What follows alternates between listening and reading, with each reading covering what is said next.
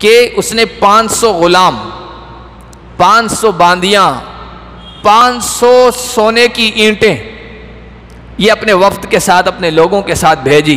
बहुत बड़ा तोहफा था कि इससे वो हो सकता मुतासिर हो जाएं। जब हज़रत सुलेमान अलैहिस्सलाम को पता चला, चूँकि आप नबी थे, वही आया करती थी, फिर ये कि जिन्नात वगैरह सब कब्ज़े में थे, पता चला कि इस तरह वो हदिये तोहफे भेज रही है और मुझे इम्प्रेस करने की कोशिश कर रही है हदिये तोहफ़ों के ज़रिए से।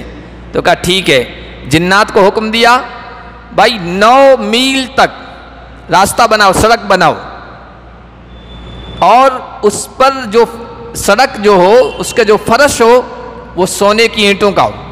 9 मील तक, 1 मील 2.5 किलोमीटर का होता है तकरीबन।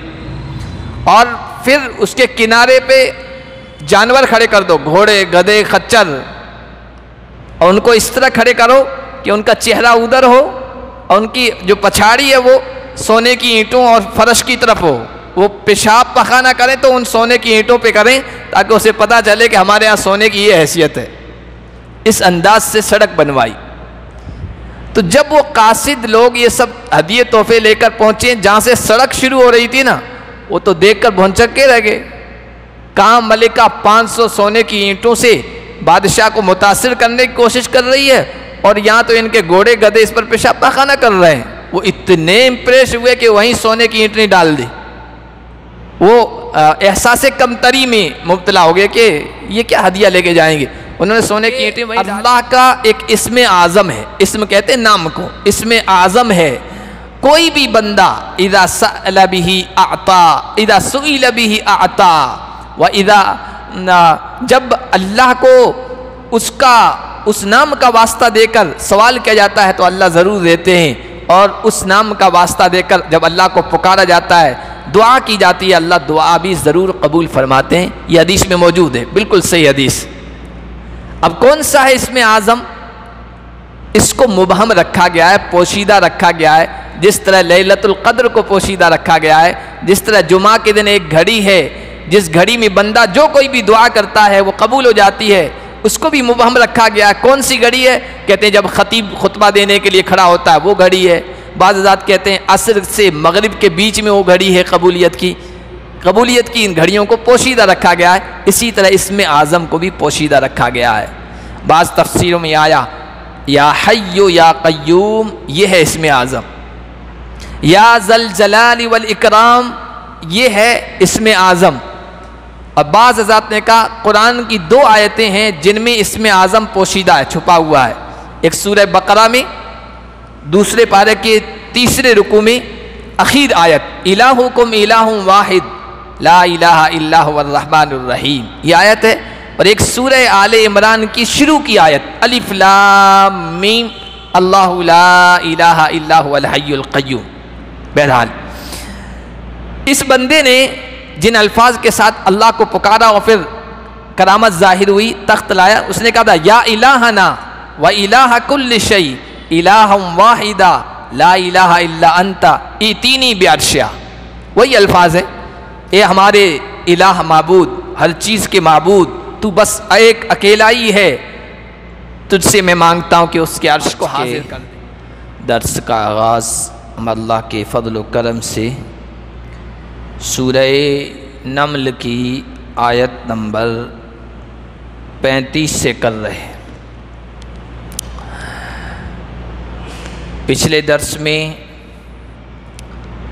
हमने ये बात पढ़ी थी कि हज़रत सुलेमान अलैहिस्सलाम ने हुदहुद परिंदे के ज़रिए से एक ख़त मलिका सबा बिल्कीस के नाम भेजा और उसमें ये लिखा कि फरमान बरदार होकर मेरे दरबार में हाजिर हो जाओ। जब उसके पास ख़त पहुंचा तो उसने अपने दरबारियों से, वज़ीरों से मशवरा लिया कि क्या करना चाहिए। तो दरबारियों, वज़ीरों, मुशीरों ने ये कहा कि हम लोग बड़े ताकत वाले हैं, क़ुव्वत वाले हैं, लड़ने भिड़ने की ताकत रखते हैं, लड़ेंगे, मुकाबला करेंगे। ये हमारी तरफ से फ़ैसला है या मशवरा है। बाकी आखिरी क़तई फ़ैसला तो आप करें, जो भी आपको मंजूर हो वो हमें भी मंजूर है। तो बिल्किस जो मलिका थी, रानी थी सबा की, उसने कहा कि लड़ना तो मुझे अच्छा नहीं लगता, इसलिए कि ख़त से अंदाज़ा हो रहा है कि सुलेमान कोई मामूली बादशाह और हुक्मरान नहीं है, बहुत ज़बरदस्त है। और बादशाहों का मामला ये है कि जब वो किसी बस्ती में फातिहाना शान के साथ दाखिल होते हैं तो उस बस्ती को तहस नहस करके रख देते हैं, अजीज़ों को, इज़्ज़त वालों को ज़लील और रुसवा करते हैं और बेशुमार बच्चे उसके नतीजे में बेसहारा होते हैं, यतीम होते हैं, सुहागनों के सुहाग उजड़ते हैं। मुझे ये मुनासिब नहीं लग रहा है। अलबत्ता मैं क्या करने वाली हूँ उसके सिलसिले में आज की जो आयत पढ़ी गई है उसमें उसने कहा कि मैं परखना चाहती हूँ, जांचना चाहती हूँ कि ये दुनिया परस्त बादशाह हैं या ये कि ये आम बादशाहों और हुक्मरानों की तरह नहीं है।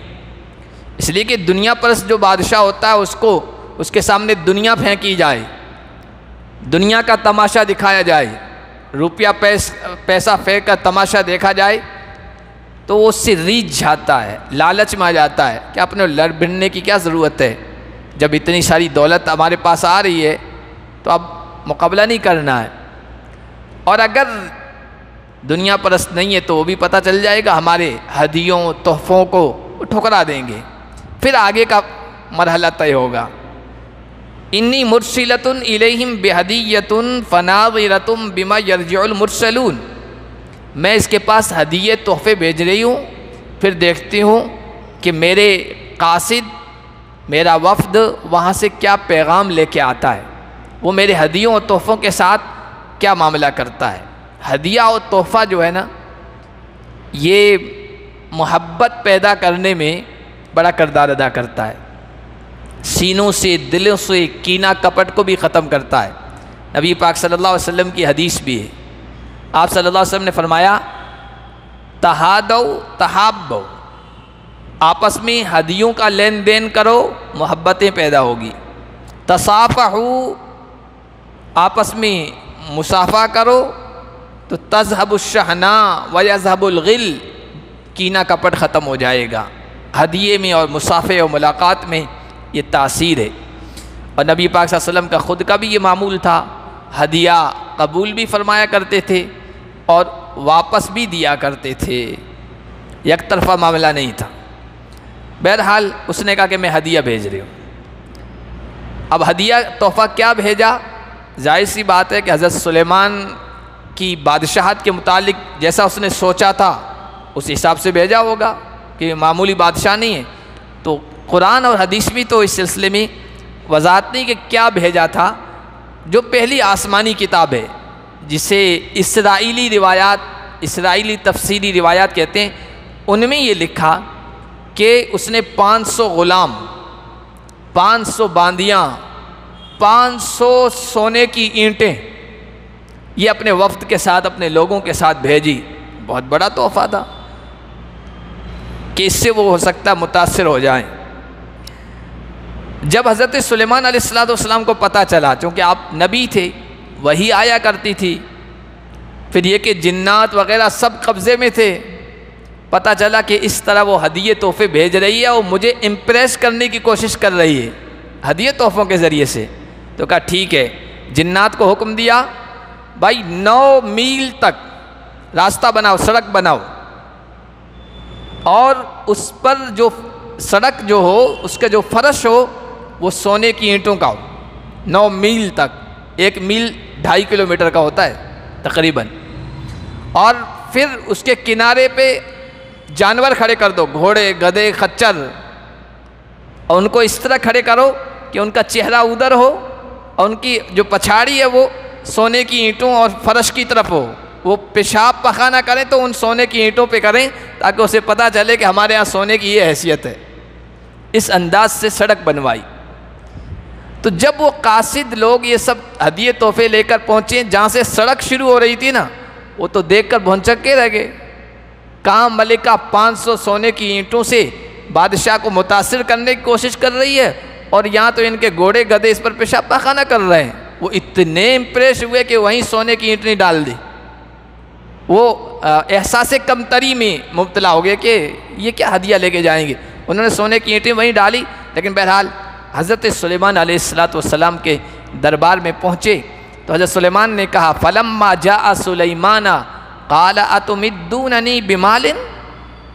सुलेमान के पास जब आए तो कहने लगे, हज़रत सुलेमान क्या तुम माल के ज़रिए से मुझे मुतासिर करने की, मरूब करने की और मुझ पर धाक जमाने की कोशिश कर रहे हो?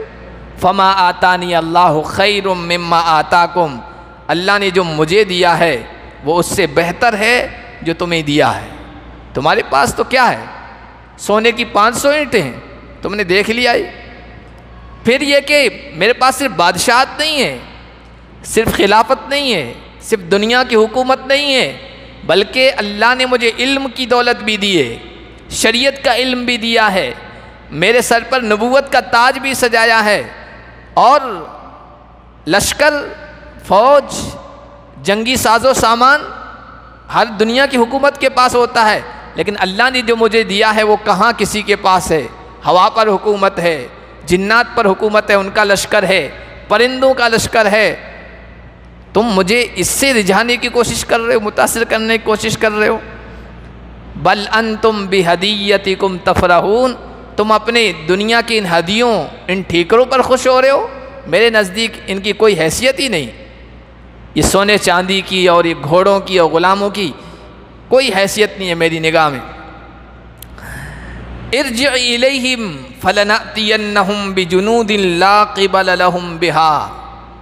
पूरे वफ्द से कहा वापस जाओ, मुझे इसकी ज़रूरत नहीं है, और जाकर अपनी मलिका को, सबा की रानी से कह दो हम ऐसा लश्कर लेके आ रहे हैं जिसके मुकाबले की सकत नहीं है तुम्हारी फ़ौज में, और मुकाबला करेंगे, शिकस्त देंगे। मज़ीद ये कि वला नुखरिजन्नहुम मिन्हा अदिल्लतन, तुम्हारे अपने इलाके से जलील करके तुम्हें निकालेंगे, कोई तुम्हारी हैसियत नहीं रहेगी।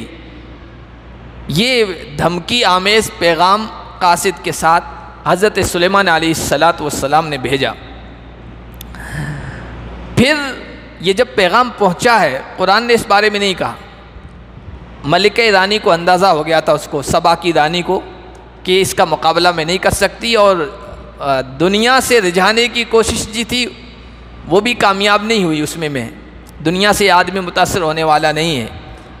तो फरमा बरदार होकर हज़रत सुलेमान के दरबार में आने का उसने पैगाम भेजा। जब ये पैगाम हज़रत सुलेमान तक पहुंचा तो हज़रत सुलेमान ने जिस तरह वफ्द को मुतासिर करने की कोशिश की थी, इसी तरह इस रानी पर भी असर डालने की कोशिश की। उसके सिलसिले में ये किया, हज़रत सुलेमान ने कहा, या अय्युहल मलउ अय्युकुम यातीनी बिअर्शिहा क़ब्ल अन यातूनी मुस्लिमीन।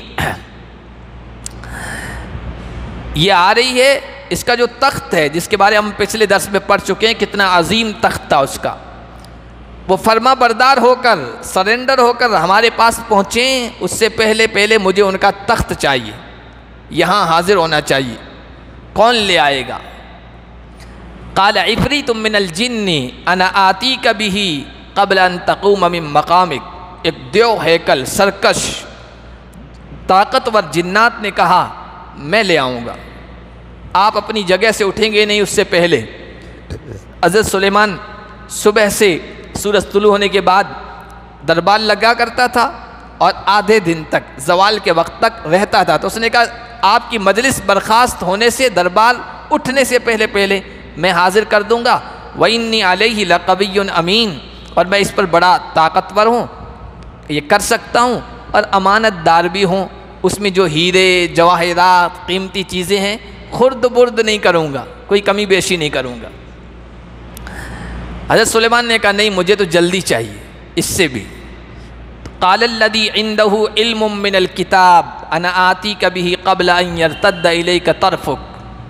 जिसके पास इल्म था, किताब का, उसने कहा कि मैं आपके पास हाजिर कर दूंगा पलक झपकने से पहले। पलक झपकने में देरी कितनी लगती है, बस इतनी देर में मैं हाजिर करके रख देता हूँ। कौन था ये शख्स? एक आदमी था, नेक सिफत, बुजुर्ग, आसिफ बिन बरखिया उसका नाम था, आसमानी किताबों का जानकार था। कहते हैं कि सिद्दीकीन में से था। नबियों के बाद सिद्दीकीन का मर्तबा होता है। सिद्दीक बहुत ही सच्चा इंसान, पहुंचा हुआ इंसान अल्लाह की बारगाह में। एक बुजुर्ग थे, अल्लाह के वली थे, और अल्लाह ने उन्हें एक करामत दी थी। नबियों के हाथों से कोई अजीब व गरीब चीज़ का ज़ाहिर होना कि जिस पर आम इंसान कादिर ना हो सकें, उसको मोजिज़ा कहते हैं। और वली के हाथ से, अल्लाह के किसी बुज़ुर्ग के हाथ से इस तरह की चीज़ का ज़ाहिर होना, उसे करामत कहते हैं।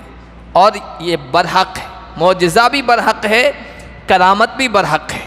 ये ज़ाहिर होती है, अल्लाह तबारक व तआला अपने नेक बंदों के हाथों से इसको ज़ाहिर करते हैं। तमाम उलमा इस बात को मानते हैं कि मुअजिज़ातुल अंबिया हक़्क़ुन व करामातुल औलिया हक़्क़ुन। अंबिया के मोजज़े भी बरहक हैं, इस पर हमारा अक़ीदा है, और वलियों की करामत भी बरहक है, ये भी है। और ये अल्लाह की तरफ से एज़ाज़ होता है। लेकिन उसके सिलसिले में ये है कि कोई नबी और कोई वली खुद अपनी तरफ से नहीं कर सकता, उनके इख्तियार में नहीं होता। अल्लाह जब चाहें उनके हाथों से ज़ाहिर कर देते हैं। वमा काना लिरसूलिन अन यअतिय बिआयतिन इल्ला बिइज़्निल्लाह। किसी नबी के हाथ में ये नहीं है, इख्तियार में, कि वो कोई आयत यानी कोई मौजज़ा दिखा दें, मगर अल्लाह की इजाज़त से। अल्लाह का जब फ़ैसला होता है तो ज़ाहिर हो जाता है। कंकरियाँ भी कलमा पढ़ने लग जाती हैं, और दरख्त भी दौड़ता हुआ आ जाता है, और ऊँट भी अपनी शिकायत करता हुआ नज़र आ जाता है, और उंगलियों से पानी के चश्मे और फव्वारे भी निकल आते हैं। खारा पानी मीठा भी हो जाता है, ज़ख्मी आँख ठीक हो जाती है, खाने में बरकत हो जाती है, ये सब होता है। और अगर अल्लाह चाहे, आम नेक बंदे के हाथों से पूरा अन्ना सागर एक कटोरे में जमा हो जाए, और जादूगरों को पता नहीं क्या क्या बना दें, ये भी होता है। हज़रत ख्वाजा मोइनुद्दीन चिश्ती अजमेरी रहमतुल्लाह अलैह के बारे में जो करामात सुनी है, पढ़ते, ये भी होता है। तो ये बरहक है।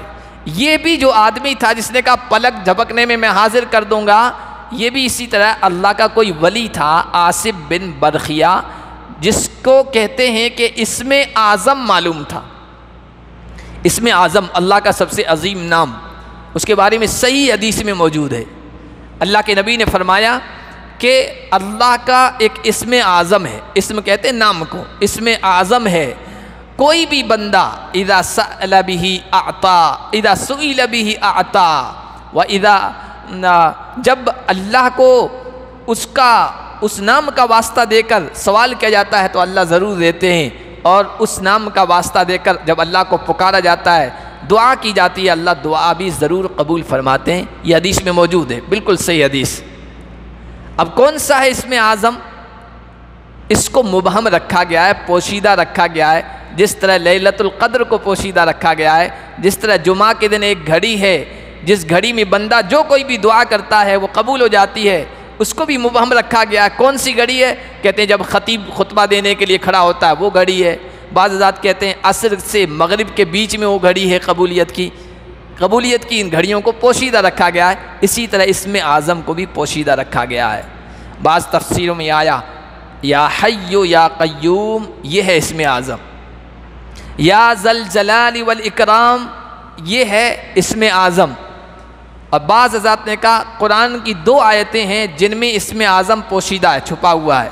एक सूरह बकरा में, दूसरे पारे के 3रे रुकू में आखिर आयत इलाहुकुम इलाहुम वाहिद ला इलाहा इल्ला हुवर रहमानुर रहीम, ये आयत है। और एक सूरह आले इमरान की शुरू की आयत अलिफ लाम मीम अल्लाहु ला इलाहा इल्ला हुवल हय्युल क़य्यूम।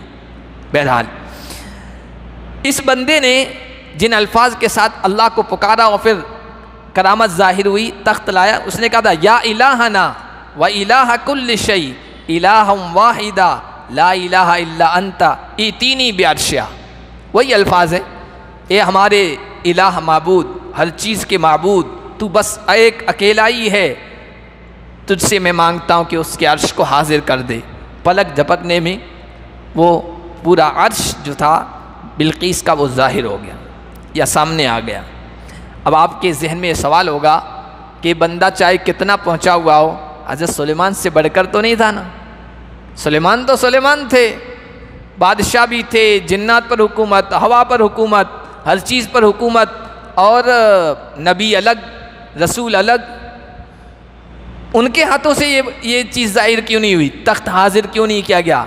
दरअसल वो जो वफ़द था और सबा के लोग थे, उन पर हज़रत सुलेमान ये ज़ाहिर करना चाहते थे कि मेरे दरबारियों में से एक आम दरबारी को अल्लाह ताला ने ये क़ुव्वत और ये ताकत दे रखी है, जो मुझे दी है उसका तुम तसव्वुर भी नहीं कर सकते, सोच भी नहीं कर सकते।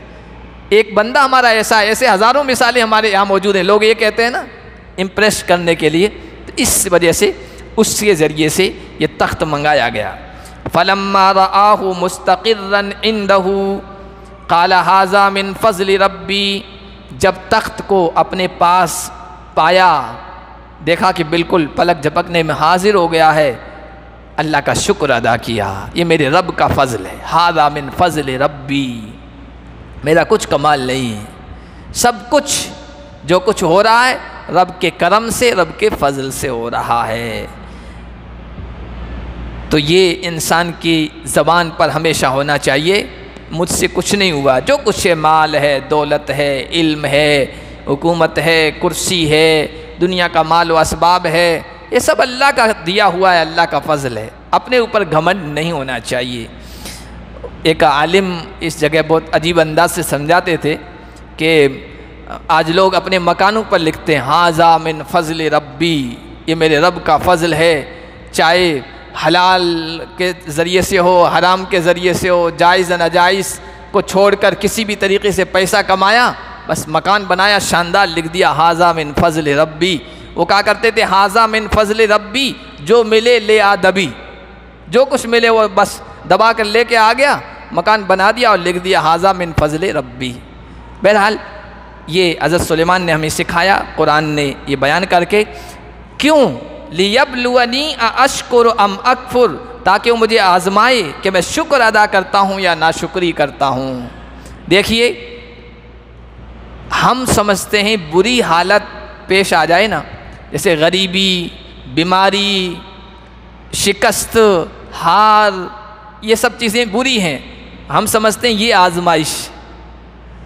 हालांकि माल, दौलत, खुशहाली, औलाद का मिलना, तरक्की मिलना, हर चीज़ में आगे बढ़ना, ये भी आजमाइश, ये भी आजमाइश है। अब तख्त पलक झपकने में हाजिर कर दिया गया, जिन्नात पर हुकूमत, परिंदों पर हुकूमत, हवा उनके कब्ज़े में, सब चीज़ें, ये तो अच्छी हालत थी ना, इसको भी आजमाइश कह रहे हैं।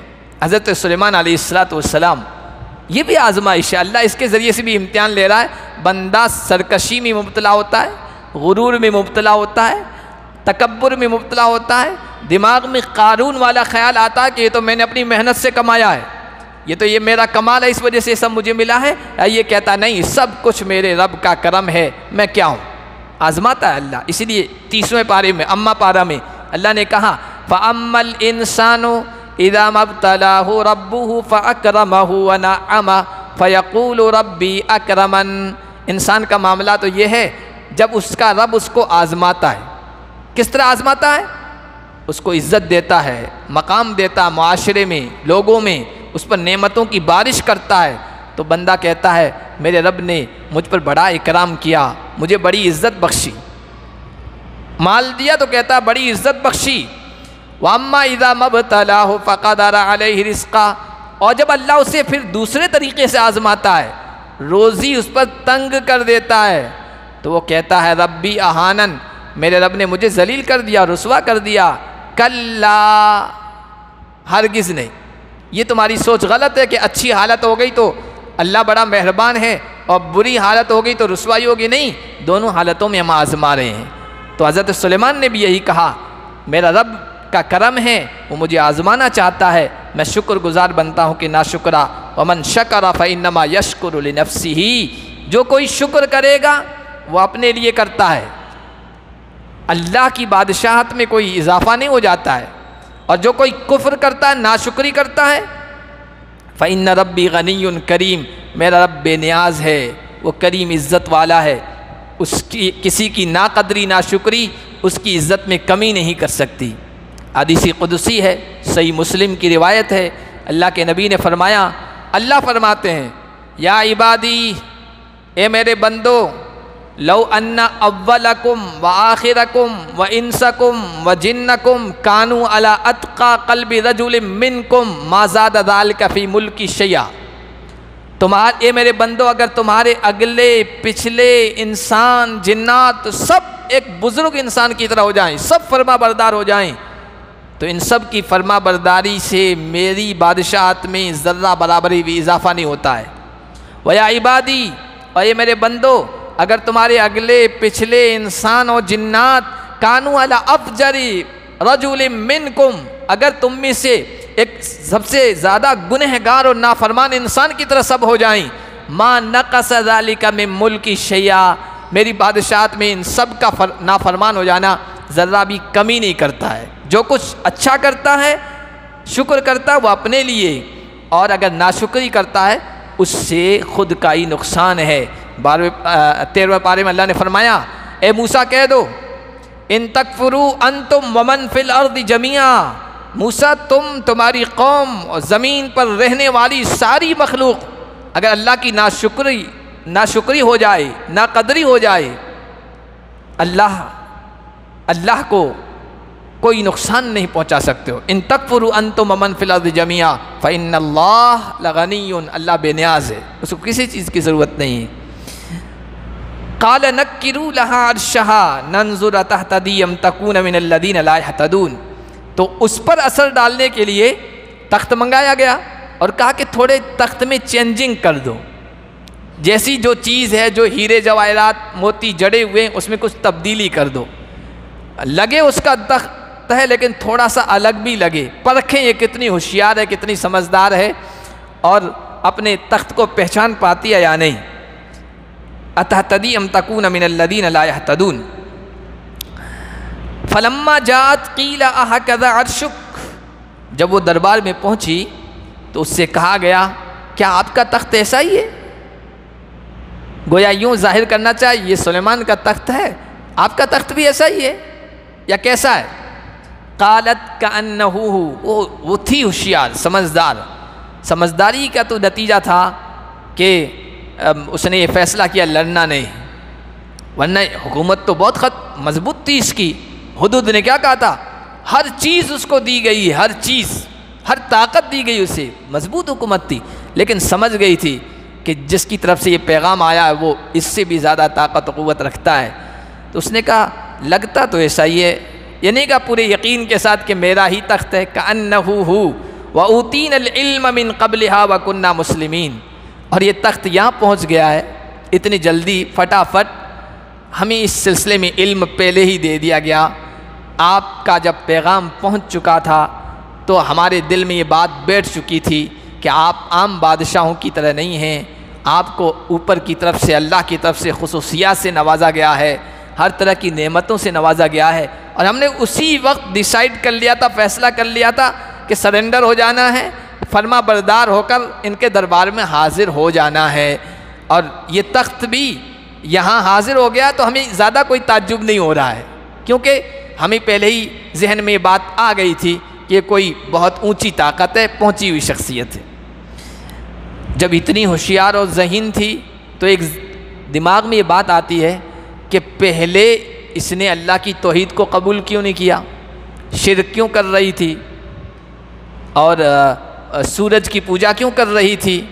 अगर इतनी होशियार और समझदार और दानिशमंद थी तो कुरान कहता है वसद्दहा मा कानत तअबुदु मिन दूनिल्लाह इन्नहा कानत मिन कौमिन काफिरीन, अल्लाह के अलावा दूसरी चीज़ों की इसकी कौम पूजा करती थी, सितारों की और सूरज की और दूसरी चीज़ों की, मखलूक़ात की। क्योंकि ये काफिर कौम से ताल्लुक़ रखती थी, माहौल से मुतासिर थी। इंसान माहौल से ही मुतासिर होता है।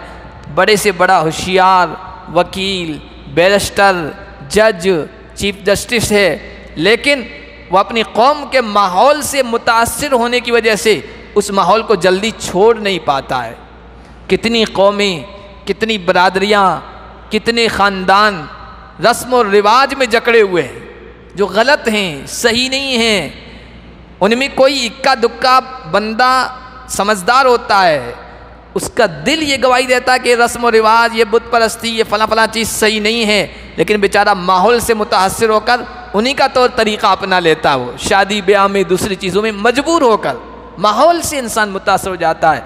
कितने लोग हैं गौर व फिक्र करके हकीकत तक पहुँचने की ताकत नहीं रखते, हिम्मत नहीं रखते, वही लकीर के फ़कीर बनकर उसी डगर पर, उसी रविश पर चलते हैं जो कौम, ख़ानदान, बिरादरी वाले चलते हैं। हालांकि दिल में है कि ये गलत तरीक़ा है। तो माहौल से मुतासिर थी, इस वजह से पहले उसने इस्लाम कबूल नहीं किया, तौहीद को इख्तियार नहीं किया। हज़रत सुलेमान अलैहिस्सलाम ने कहा अब ख़ास दरबार में चलिए। एक आम दरबार था और एक दीवान ख़ास होता है, ख़ास बादशाहों का जो महल होता है अंदर जगह, कहा कि उदखुल सरहा, उस महल में दाखिल होइए। वहाँ पर हज़रत सुलेमान ने कर रखा था जो दीवान ख़ास था। ये बादशाहों के महल, गढ़, किले होते हैं, इनमें दीवान ख़ास भी होता है। उस दीवान ख़ास में अक्सर जगह आपको नहरें बनी हुई नज़र आएगी या तालाब बने हुए नज़र आएंगे। ये खूबसूरत भी मंजर पेश करते हैं। तो हज़रत सुलेमान ने दीवान ख़ास में नहर बनवाई थी। नहर के ऊपर शीशा इतना साफ और शफाफ कि लगता ही नहीं था कि ये शीशा है ऊपर लगा हुआ, ऐसा लगता था जैसे पानी ही है। पानी साफ और शफाफ लहरें मार रहा है, अंदर मछलियाँ हैं, वो उछल कूद कर रही हैं, इस तरह लगता था, धोखा हो जाता था इंसान को। तो फलम्मा राअतु हसीबतु लुज्जा, हज़रत सुलेमान ने कहा कि चलिए अंदर। तो मलिका बिल्किस जब अंदर जाने लगी तो वो पुल बना हुआ था अंदर जाने के लिए, पानी था नीचे, था ऊपर शीशा एकदम साफ और शफाफ, लेकिन वो शीशे को समझ नहीं पाई। उसने सोचा कि पानी ये नहर ही है, इसके अंदर दाखिल होके जाना है। तो उसने कपड़े ऊपर कर लिए, उसने कपड़े ऊपर कर लिए। बहुत सारी तफसीरी रिवायत में ये बात लिखी, लोग आमतौर पर बयान करते हैं कि ये जिन्नियाँ थी ये। और हज़रत सुलेमान ने ये सुन रखा था कि इसकी पिंडलियों के ऊपर बाल बहुत हैं, पिंडलियाँ उल्टी हैं, जैसे आम लोग कहते हैं जिन्नात की पिंडलियाँ उल्टी होती है। तो जांचना चाह रहे थे, लेकिन इसकी कोई हकीकत नहीं है, ये ऐसी बेपर की बातें हैं। तो उसने अपनी पिंडलियों से जो भी पहन रखा था वो ऊपर किया कि भीग न जाए। कशफत अन साक़िहा, अपनी पिंडलियाँ जाहिर कर दी, धोखा खा गई। वो समझ रही थी पानी है, वो पानी नहीं था, वो साफ और शफाफ शीशा ऊपर था। हज़रत सुलेमान ने कहा इन्ना सरहुम मुमर्रदुम मिन क़वारीर, ये तो शीशे से बना हुआ महल है, पुल है, और तुम्हें धोखा लग गया है। और ये समझाना चाहते थे जिस तरह यहाँ शीशे पर पानी का धोखा लग गया है ना, वो तो सितारा और सूरज की जो पूजा कर रही हो और तुम्हें धोखा लगा हुआ कि सूरज इतना ताकतवर है, रोशनी देता है और ये देता है और वो देता है, वो भी धोखा है, उसको भी छोड़ दो, ये भी धोखा हो गया, वहाँ भी धोखा है। और ये जो कुफ्र शिर्क की जितनी भी चीज़ें हैं ना, ये सब धोखा ही है, इनकी हकीकत कुछ नहीं है। क्या मुसीबत में फंसने के वक्त ये जिनको माबूद समझते हैं ये मदद के लिए आते हैं? नहीं आते हैं। न ये बीमारियां दूर कर सकते हैं, न ये शिफा दे सकते हैं, न ये तंगदस्ती को ख़त्म कर सकते हैं। ये सब धोखा समझ रहे हैं कि ये लक्ष्मी देवी है, मालदार बना देगी, ये काली देवी है, ये मुसीबत दूर कर देगी, ये फ़लाँ है, ये फ़लाँ है, सब धोखा है। वो समझ गई, फ़ौरन कहा रब्बी इन्नी ज़लमतु नफ्सी, परवरदिगार आज तक मैंने अपने ऊपर जुल्म किया कि सूरज के धोखे में मुब्तला रही, उसको रब समझती रही, उसकी पूजा करती रही। आज मैं सुलेमान के साथ अल्लाह के लिए मुसलमान हो रही हूँ, फरमा बरदार हो रही हूँ, जो रब्बिल आलमीन है, सारे जहानों का रब है। सूरज का भी वही रब है, सितारों का भी वही रब है, ज़मीन का भी वही रब है, पानी का भी वही रब है, हवा का भी वो रब है, हर मखलूक का वो रब है। तो वो कैसे रब हो सकती है? ये चीज़ें मखलूक, बस रब तो एक ही है जो इन सब को पालने वाला है। मैं उस पर ईमान ले आई। यहाँ पर ये वाक़या ख़त्म हो जाता है। और आगे क्या मामला पेश आया इस सिलसिले में कुरान कुछ नहीं कहता है। तफसीर की बाज़ रिवायात में जो पहली आसमानी किताबों से नकल हुई, हज़रत सुलेमान ने कहा कि भाई तू मुसलमान हो गई, अब शादी कर ले जाके। शादी नहीं की थी उसने, इसलिए कि बादशाह की बेटी शहज़ादी, तो शहज़ादियाँ को बराबर का जोड़ा नहीं मिलता था, तो रानियों को ऐसे ही रखते थे। राजाओं महाराजाओं के बारे में पढ़िए, बल्कि बहुत सारे सैयद ख़ानदान, उनकी बेटियां ऐसी बैठी रहती है कि हमारे मुकाबिल का टक्कर का कोई नहीं। सिंध में बहुत सारे पीर मुरीदी करने वाले, उनकी बेटियां, चूँकि हम लोग उस इलाके से ताल्लुक़ थे, वो ऐसे ही रखते थे, कोई जोड़ का नहीं है। तो क्या करते हैं, आज भी पड़ोसी मुल्क में इस तरह की बातें, खबरें आती है कि कुरान से शादी करवा देते हैं कि आदमियों में हमारे बराबर का कोई नहीं है, बस वो कंवारी ही रहती है। तो वो क्या, हमारे जोड़ का तो कोई है ही नहीं, हमारे जोड़ का तो कोई है ही नहीं, हम किससे शादी करें। तो सुलेमान ने कहा मुसलमान होगी तो शादी तो करनी पड़ेगी, ऐसे मत रहो। तो कहा कि आप जैसा कहें वैसे करूँगी। तो कहा कि एक तुब्बा का, हिमियर का, यमन का एक बादशाह है, वो ख़ानदान है, शाही ख़ानदान, उसका फ़लाँ आदमी है, आप मेरी शादी उससे करवा दीजिए। तो तफसीर की रिवायत में है कि उससे शादी करवा दी थी। बहरहाल इसके कुरान और हदीस में इसका ज़िक्र नहीं है। जो बातें नसीहत की थी इस वाक़े में वो हमने बता दी है। अल्लाह पाक हम सब को कुरान करीम को समझने की और उसके पैगाम पर अमल करने की तौफ़ीक़ अता फरमाए।